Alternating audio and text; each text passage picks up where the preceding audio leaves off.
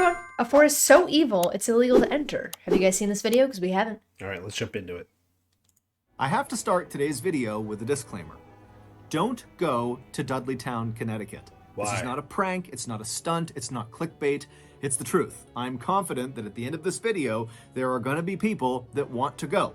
Don't do it. One, it's illegal to go to Dudleytown. It's private property. Really? And two, as you'll see in today's video, there is a reason why people abandoned Dudleytown. It is not a safe place for people. But before we get into the story about Dudleytown, if you're a fan of the strange, dark, and mysterious delivered in story format, then you've come to the right place because that's all we do, and we upload once a week. So, if that's of interest to you, the next time the like button is playing an intense game of online FIFA, wait until they get the lead and then unplug their Wi-Fi. Also, please subscribe to our channel and turn on all notifications so you don't miss any of our weekly uploads. Okay, let's get into today's story.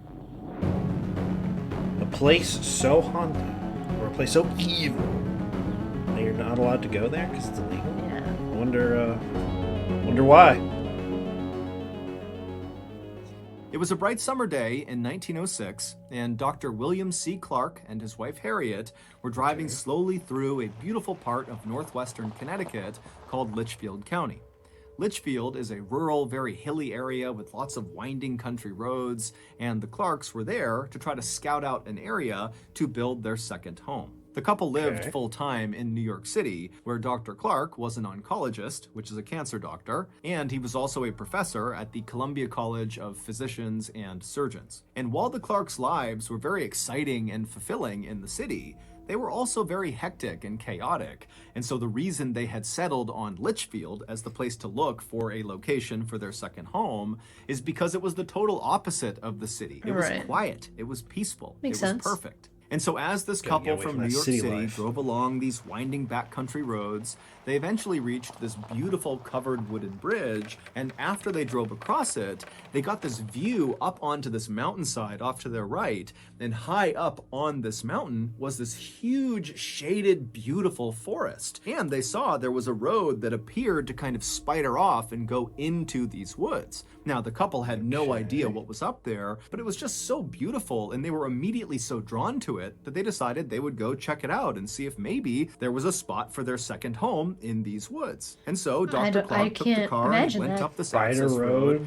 and very quickly, as they began climbing up this hillside, the road became very bumpy and overgrown. It was pretty obvious that not many cars were driving into these woods, and so before they even reached the tree line, Dr. Clark had to pull the car over and park it on the side of the road, and then he and Harriet got out, and then on foot they continued up towards the forest. And once the couple actually entered the forest, immediately the sunlight faded because the canopy over their heads was so thick, and the air became cool and refreshing. And after walking for only a couple of minutes, the forest, which at first seemed very still and quiet, suddenly became alive. They could hear birds chirping and animals running around and insects buzzing. It seems like and a then wild up ahead, area. They saw there was this field off to the side of the road that was full of all these wild apple trees growing in all different directions.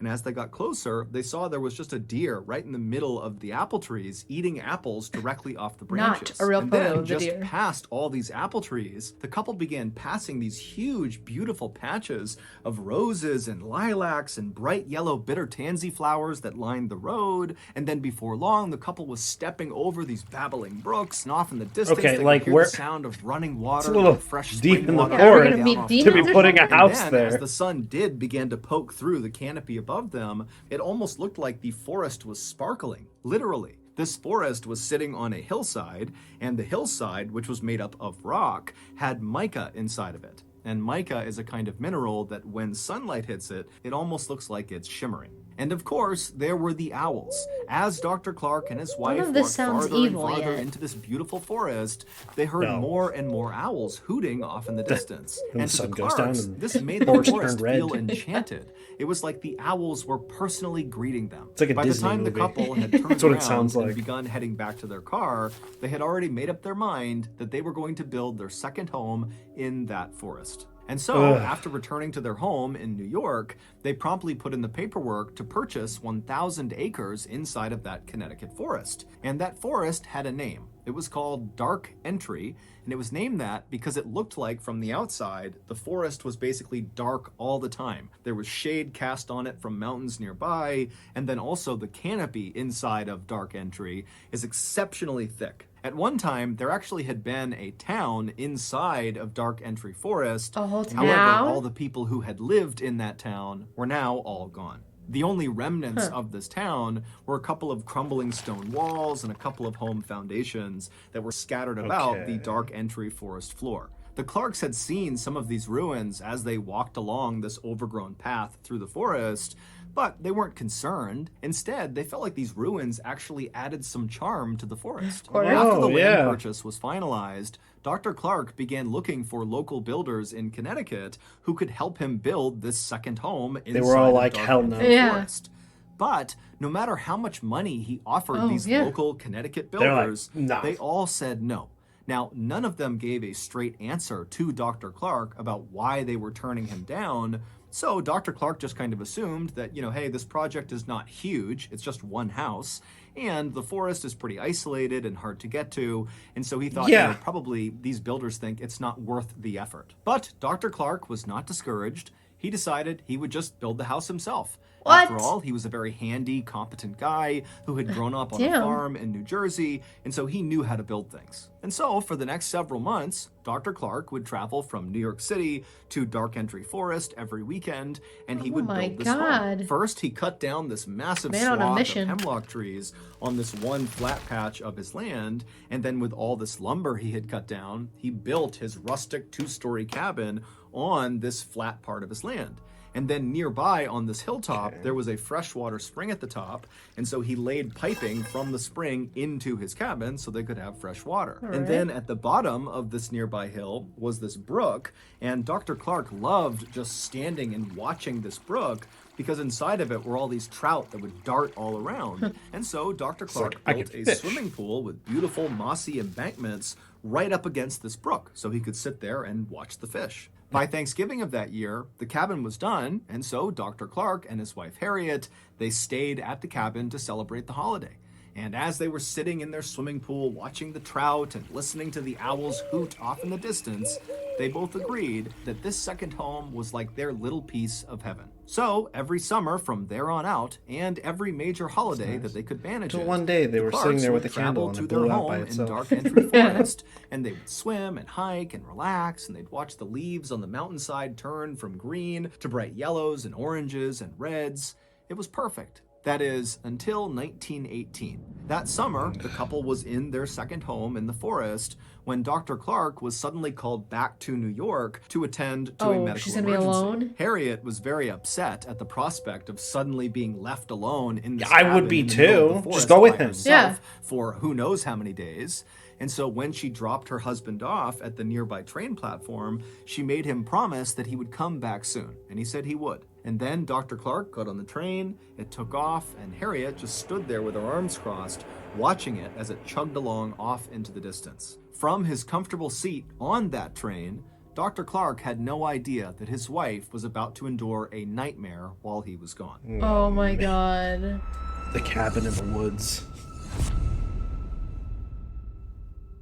When the Clarks bought their 1,000 That's the acres cabin? in the Dark Entry Forest, so. they did virtually no research on the forest or the surrounding area. If they had, No they research, very dude? likely would not have purchased that land. You see, the town that used to be inside of the Dark Entry Forest, that was now just ruins that the Clarks saw when they first walked around inside of the forest, was abandoned for a very specific reason. It was cursed. At least that's what the locals say. And in fact, that was the reason why no builders in the area were willing to go with Dr. Clark into the forest to go build his house, because they were too scared to go anywhere near the ruins of this cursed town. This town, which was known as Dudleytown, was first settled sometime in the 1740s. How do you At get first, it was property just a without couple of knowing people and a Yeah. couple of anything small about it? structures, but pretty quickly, 30 families had moved in, and it was a thriving little town. But as the 1700s came to a close, terrible things began to happen to residents of this town. Oh. First, there was the Carter family. They moved to Dudleytown in 1759, and shortly after arriving there, 6 members of their family all died suddenly from cholera. The remaining branch of the Carter family was so grief-stricken from their losses that they left Dudleytown and went to New York, where they resettled. But almost immediately after getting set up there, Native Americans raided their property and massacred them, and the 3 people that survived this massacre were 3 of the kids, and they were all kidnapped and taken away. In 1792, a Dudley resident named Hollister died suddenly. Now, we don't know if he fell off a roof or if he was murdered. No one really knows. But what we can agree on is that his untimely death happened in the home of a man named Tanner. And Tanner, following Hollister's death, suddenly just began obsessively talking about these strange creatures he was seeing out in the woods at night, and roaming around the dark entry forest. And he talked about it all the time, and nobody listened to him. And eventually, Tanner went insane, and his daughter had to care for him for the rest of his life. And while Tanner was slowly losing his mind, his next-door neighbor, named Abel, also began reporting that he was seeing weird creatures roaming around the tree line all around the town. And as Abel continued to report seeing these strange creatures lurking in the shadows, he too slowly went mad and had to be cared for until his death. In the early 1800s, a famous Revolutionary War hero, General Herman Swift, who lived in Dudleytown, lost his mind shortly after his wife was struck by lightning. And then in 1813, an unknown epidemic rolled through Dudleytown and killed many of its residents. After that, more and more residents of Dudleytown either died suddenly or died mysteriously, and also more and more residents began coming forward with stories about having seen these strange, shadowy creatures moving around the tree line at night. By about 1900, all the Dudleytown residents had either died or simply just left, abandoning their homes, except for one family, the Brophies. But in quick succession, the Brophy family's sheep all died, and the mother died of tuberculosis. Then the 2 sons were accused of theft in a nearby town, and then they just disappeared, leaving one person, John Brophy, the father. But the Brophy family home burned to the ground, and so John, who was overcome with grief, just wandered off into the forest and was never heard from again. At that point, Dudleytown officially became a ghost town. No one lived there. And it was at that point, in 1906, when Dr. Clark and Harriet had their beautiful summer's day walk through the forest and discovered where they wanted to build their second home. Did they discover any skeletons? Back to 1918, and Dr. Clark, he's on his medical emergency leave to New York. It winds up being very quick. He's back on a train within 36 hours, and he pulls into the station right near Dark Entry Forest, and he's expecting to see Harriet waiting on the platform for him. But when the train rolled into the station, she wasn't there. Now, Dr. Clark was not a superstitious person, but for some reason, when he didn't see his wife there, he just felt like something was off. There's no reason she wouldn't have come out here to greet him. I mean, she was worried about being all alone in the cabin, and she knew he was going to be arriving at that moment. And so, feeling a little bit panicked, Dr. Clark left the train station and on foot made his way over to the Dark Entry Forest. And when he got there and began walking on that overgrown road path that led to his house, immediately, as soon as he was within the shade of the trees, he began hearing these owls hooting very loudly off in the distance. Now, normally, the sound of these owls hooting made him feel welcome, but this time he felt scared. He felt like something was wrong up ahead.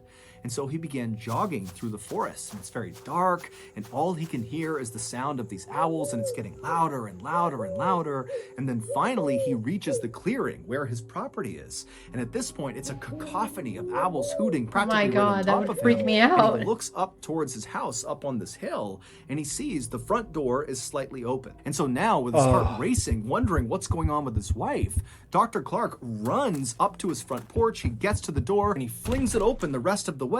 And then right before he stepped into his house, this sudden high-pitched noise began up on the second floor inside of his house. And it was so startling to Dr. Clark that he just froze where he was. And so suddenly it's so loud from the owls all around him and the woods behind him and whatever this noise is that he just stood there unsure what to do. And so as he's sitting there getting the courage up to go investigate his house, he realizes what this high-pitched noise is. It's the sound of maniacal hysterical, insane laughter coming from the second floor. What? Sensing his wife had to be in danger, the doctor charged up the nearby steps up to the second floor, and he could tell this laughter, this high-pitched laughter, was coming from the master bedroom. And so he ran down the short hallway, he got in front of the closed door that led into the master bedroom, he slowly opened it up, and there, in the back corner of his room, was his wife. Oh She was on the ground, rolled up in a ball, facing the door. Her hands were clenched in fists, her eyes were open and unblinking, and her mouth was open wider than was humanly possible. And as he's staring at his wife, wondering what's going on, he realizes this insane, high-pitched laughter is coming from his wife. Oh But my it doesn't God. look like it's coming out of her. Her chest is just heaving, her mouth is staying open, and the laughter is just coming out of her. And so the doctor just stood there watching his wife, who's staring directly at his eyes. And finally, he just got so scared, he turned and he ran. During Dr. Clark's 36 hours he was away in New York, something happened to his wife. We don't know what it was, but it caused her to lose her mind. The only thing she would talk about was the strange creatures she saw out in the forest.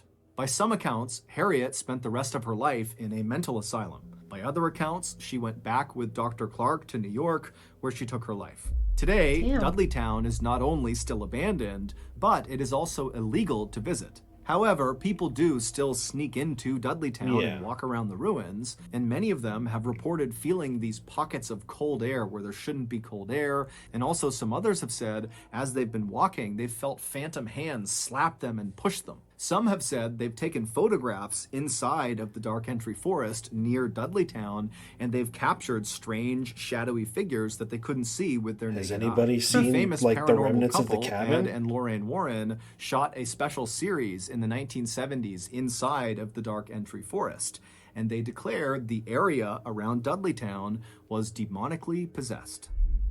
Okay. I would say so. So that's going to do it. If you got something out of this episode and you haven't done this already, the next time the like button is playing an intense game of online FIFA, wait until they... That's nuts. That's creepy. I'm gonna look into this. I know. I want to learn more about this place.